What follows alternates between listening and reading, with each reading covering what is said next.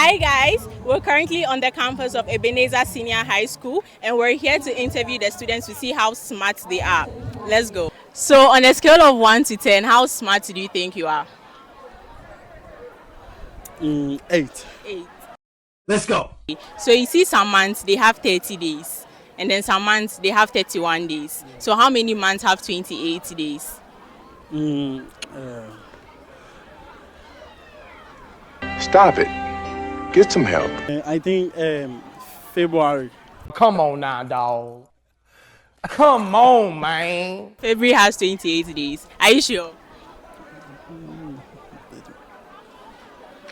February. You serious?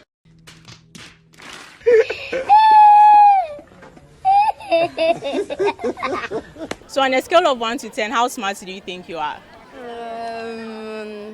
I'll say 8. Nice. 8. Yes. Okay, so answer this for me. Okay. Some months have 30 days and then some months have 31 days. So how many months have 28 days? February. Okay, are you sure? Yeah. Very sure. Yeah. Just February.